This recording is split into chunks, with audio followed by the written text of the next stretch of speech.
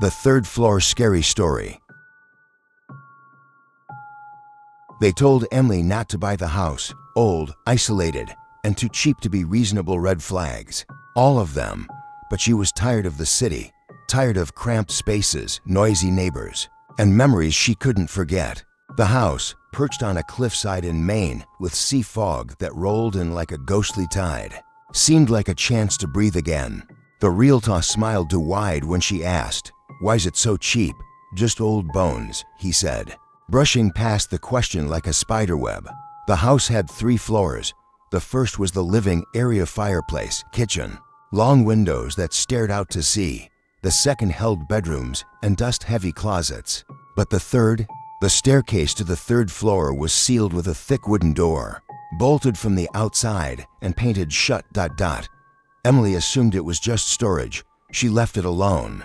At first, the sound started on the second night, a dragging noise, like furniture scraping slowly across floorboards above her bedroom.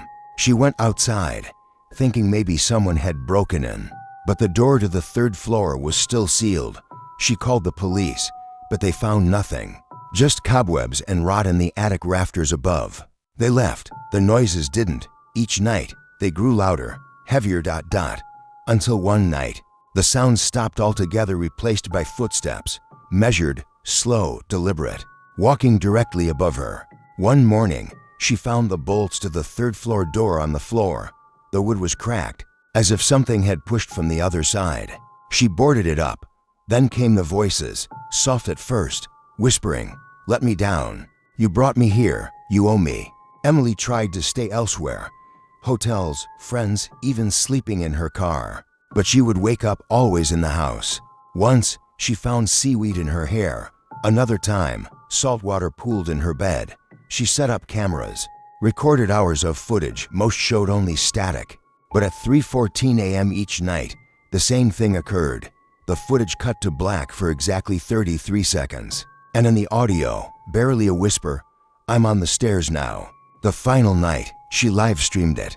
Over 10,000 people watched as she stood outside the 3rd floor door, now wide open, her face pale, her hands shaking as she held the camera. Inside was not an attic.